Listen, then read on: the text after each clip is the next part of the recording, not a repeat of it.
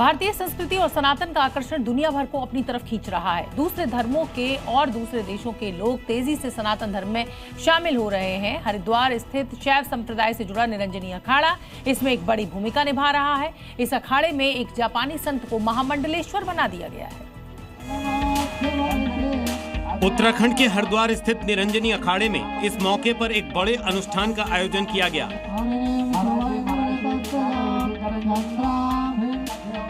अखाड़े में आयोजित पटाभिषेक कार्यक्रम में जापानी संत और उनके करीब 2 दर्जन अनुयायी विशेष तौर पर मौजूद थे। अनुष्ठान पूरा होने के बाद जापानी संत ताकायुकी को महामंडलेश्वर के तौर पर पटाभिषेक किया गया।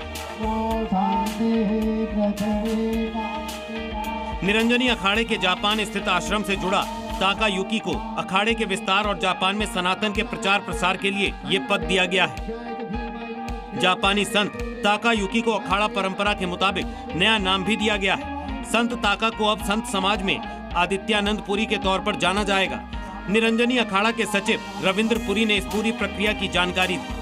मैं ये कहना चाहूंगा, इन्होंने हरिद्वार में ही उत्तराखंड में ही आकर के ध्यान योग सीखा हुआ है और हमें बहुत अच्छा लगा। जब महाराज से मेरी वार्ता हुई, महाराज ने कहा मैं संन्यास देना चाहता हूं और जब उन्होंने मुझे दिखाया इनके पास आश्रम भी है, धन दौलत वैभव यश कीर्ति सब इनके पास है, तो हमने सोचा क्यों नहीं उनको महामंडलेश्वर बनाया जाए, क्योंकि इनके पास हजारों की संख्या में इनके शिष्य है। और आपने देखा होगा आज जापान से इनके 25 लोग इनके साथ आए हुए हैं, बहुत बड़ी बात है। इस मौके पर अखाड़े के साथ ही कई दूसरे आश्रमों के संत महात्मा भी मौजूद रहे और जापानी संत को शुभकामनाएं दी।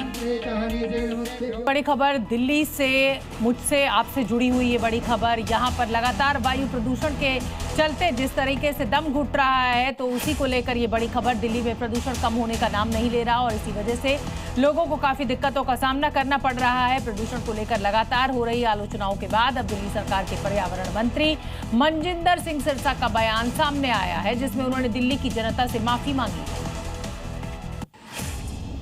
दिल्ली के अंदर मैं एवरेज AQI की बात, जैसे मैंने पहले भी कहा था, हर महीने हम बेहतर देने में कामयाब हुए। मैं दिल्ली के लोगों से माफी मांगता हूं, इतना कहना चाहता हूं। 9-10 महीनों में कोई सरकार आपको पूरा का पूरा पोल्यूशन को साफ कर सके, ऐसा असंभव है। अगली खबर बिहार से, जहां मुख्यमंत्री नीतीश कुमार को लेकर बवाल बढ़ता ही जा रहा है। हिजाब खींचने की तस्वीरों पर नीतीश पर चौतरफा हमले हो रहे हैं। विरोधी इस्तीफा मांग रहे हैं तो वहीं पार्टी बचाव में उतरी है। हिजाब विवाद पर अब तक का पूरा बवाल हमारी इस रिपोर्ट में देखिए। बिहार के मुख्यमंत्री नीतीश कुमार की नई मुश्किल बढ़ती ही जा रही है। पटना में सीएम 1283 आयुष डॉक्टर्स को नियुक्ति पत्र बांट रहे थे। रोजगार देने का नेक काम हो रहा था, लेकिन एक तस्वीर हर बात पर भारी पड़ गई। नीतीश की नैतिकता पर सवाल खड़े हो गए। अब हालत यह है कि हिजाब खींचने का यह मामला कई मोर्चों पर खिंच रहा है। सबसे पहले सियासी गलियारे में नीतीश की निंदा हो रही है। कोई इसे दुर्भाग्यपूर्ण बता रहा है, किसी ने इस्तीफे की मांग तो किसी ने माफी की। वो जिस पद पर बैठी है उस पद की भी अपनी एक गरिमा है और उसके विरुद्ध जाकर एक महिला के साथ इस तरीके की हरकत को अंजाम देना, दिस इज वेरी डेंजरस। शर्म आनी चाहिए नीतीश बाबू को और भारतीय जनता पार्टी को, जिन्होंने उनके साथ मिलकर चुनाव लड़ा और सरकार बना रखी। बहुत ही शर्मनाक है जो उन्होंने किया है और उनको उसके लिए माफी मांगनी चाहिए। कोई भी महिला किसी भी वेशभूषा में हो, इस तरीके से सार्वजनिक तरीके से उनको अपमानित करना, उनके बुर्खे को नीचे खींचना, ये सही नहीं है। नीतीश के इस वीडियो पर मौलाना भी भड़के हुए हैं। देवबंद के दारुल उलूम तक नीतीश के विरोध की आवाजें उठ रही हैं।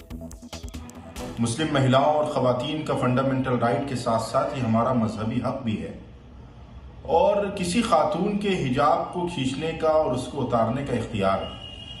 हिंदुस्तान की कॉन्स्टिट्यूशन ने न किसी अदना इंसान को दिया है और न आला को दिया है। आप एक कार्यक्रम में महिलाओं का अपमान कर रहे हैं, क्योंकि ये एक महिला का अपमान नहीं है बल्कि पूरे देश की महिलाओं का अपमान है। नीतीश कुमार जी ने हिजाब की तौहीन की है। इस तरीके से व्यक्तियों के अधिकारों का हनन नहीं करना चाहिए। इस घमासान के बीच नीतीश की नीयत और नैतिकता पर विपक्ष बटा हुआ दिख रहा है। आरजेडी के मृत्युंजय तिवारी इसे शर्मनाक निंदनीय बता रहे हैं। उसी तस्वीर पर पप्पू यादव की सलाह है कि इसे पिता और बेटी के लिहाज से देखा जाए। ये अत्यंत ही चिंतनीय और निंदनीय है। आदरणीय मुख्यमंत्री नीतीश कुमार जी की मानसिक स्थिति क्या है इससे पता चलता है। बच्ची और बाप का जो रिश्ता होता है,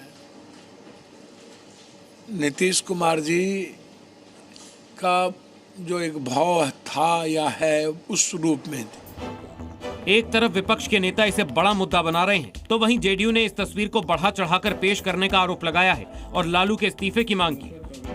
लोगों को नौकरी मिली बगैर जमीन लिखवाए, ये तो विपक्ष को नजर आता नहीं है, तो इस्तीफा की मांग कर रहे हैं।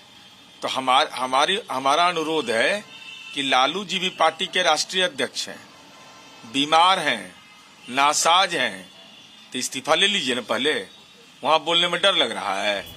फोटो सेशन के दौरान मुख्यमंत्री नीतीश कुमार ने जब हिजाब को हटाने की कोशिश की तो एक बार भी उनके मन में यह ख्याल नहीं रहा होगा कि बात इतनी बढ़ जाएगी। लेकिन अब इसी वीडियो के आधार पर कई विपक्षी नेता उन्हें बीमार बता रहे हैं। अब सवाल यह है कि क्या नीतीश कुमार इस तस्वीर पर माफी मांगेंगे या विरोधियों को अपना नजरिया बदलने की सलाह देंगे।